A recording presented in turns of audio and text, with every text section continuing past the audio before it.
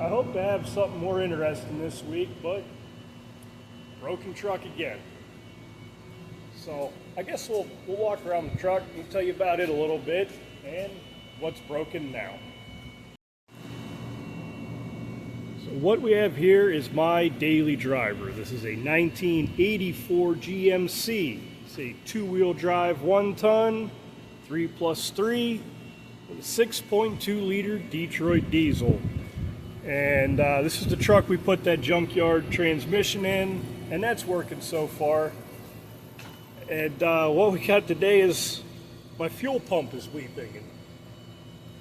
The Detroit, the 6.2 in here has a mechanical fuel pump, pushes fuel up to the filter here and then down and over to the injector pump, just back in there.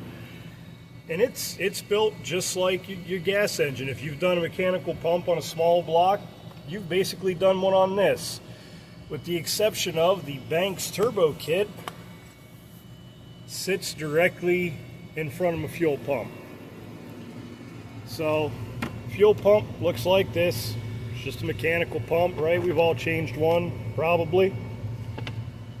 Except this one I'm going to have to do from the bottom, and probably take a shower in diesel fuel.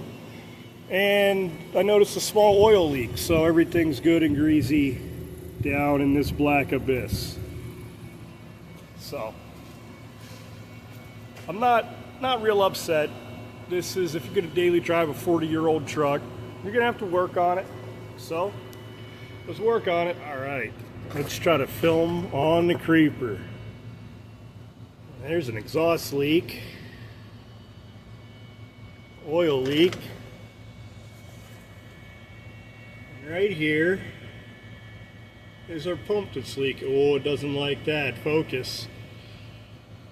I can see the bolt on this side. Unfortunately, the cross member, here for the suspension is in the way of the backside bolt. There's no way to get to that from the top, and the frame is in the way of going through the wheel opening. So I guess there's nothing to do but reach up in there and suffer. So I'll be back when I get that down. All right. I got the lines off. That fitting broke off from the housing. I'm trying to get that one loose, so there's no going back now. We can't just button this up and put it off till another day. Because this is going to suck a lot, went ahead and Indian head or gasket shellac, gasket dressing, whatever you like to call it. We're going to glue that on so I don't lose it trying to fit it up in that hole. And now I'm going to try to get the pump down. It looks like maybe 1/2-inch hardware, but I'm not sure because, well, I can't really see. Well, that's it. It's unbolted, but a problem that I didn't foresee is I don't know how to get it down. Because this is my crossover pipe, and if I try to take that exhaust off, it's just going to break. So I guess what I'm going to have to do is drop my drag link out of the way. Yeah, there's no room. There's no room to get this down, or the new one up. So that's a fun problem. Oh God.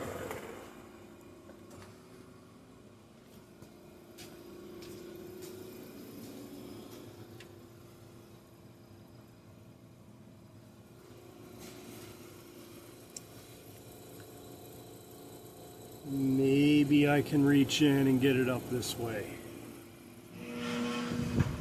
So by shoving it forward, I think I can get it up. No.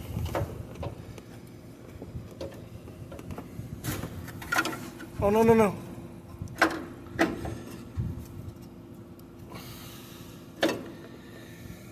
Okay, I can't do this and film. There we are. Old pump, spacer plate, push rod. Get this cleaned up. Some schmoo on it. And we'll get this all put back together. We're into it for, I don't know, about an hour so far. This kind of sucks. Right now, I wish this didn't have the turbo kit, because I'd have a lot more room to work on it, but what are you gonna do? I figured out that, focus, before I can put that spacer plate on, the push rod's got to go in. That. Put a nice dollop of red and tacky on the end, so it'll stay glued up in there. Can we look at it? Can we see? I guess not. But yeah, you could just kind of see the end of that push rod sit in there. It's glued in with some grease. So now, oh, yeah, re-clean and re-permatex this, because it came with 2 gaskets that go to the pump side, but you know, that gasket won't seal down here where the oil sits. I don't know why they sent me 2 of those and not one for the pump and one for the back side, but we'll clean this up, stick it back in. This guy right here,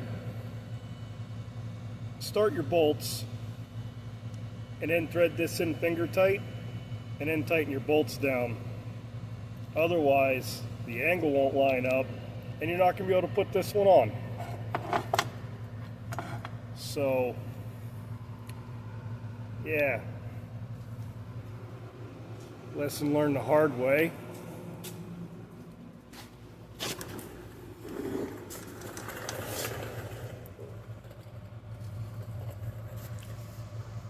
Because that does not line up, and now I get to partially undo my work. God, I love old trucks. Oh yeah.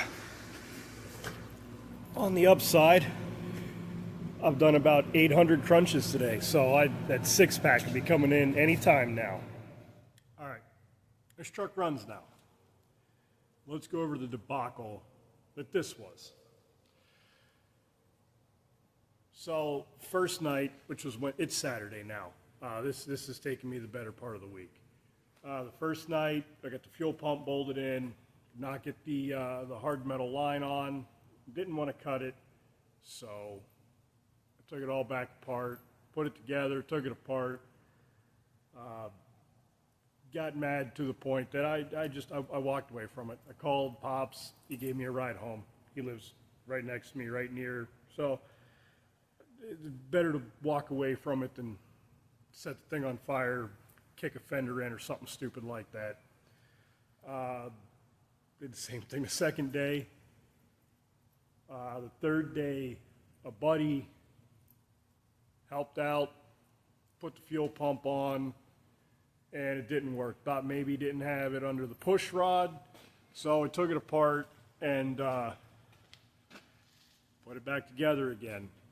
And again and again, and it didn't work. And then mechanic Ron put the fuel pump on, and we decided that that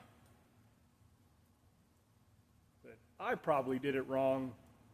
It wouldn't be shocking. Maybe Mr. Simpson did it wrong, which would be a little surprising. Ron almost definitely didn't do it wrong. So put an electric fuel pump on it.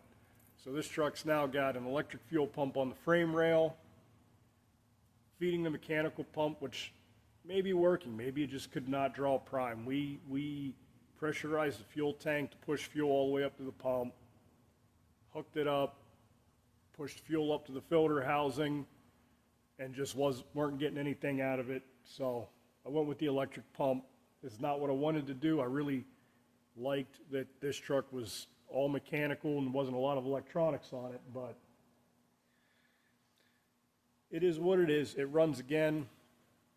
It's soaking up that good orange juice now. I'm going to degrease it because it's grody under there. And we're going to start tracking down oil leaks and fixing them a little at a time. It needs new radiator hoses. I get those. I have them here. I don't want to work on it anymore today.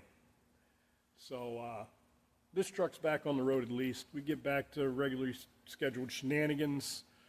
I've got some parts to build a set of forks for the baby skid steer.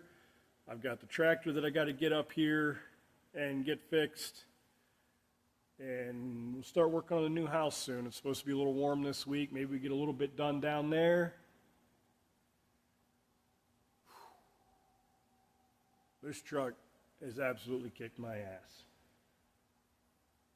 But it works again. It's back on the road for now. We'll see y'all later.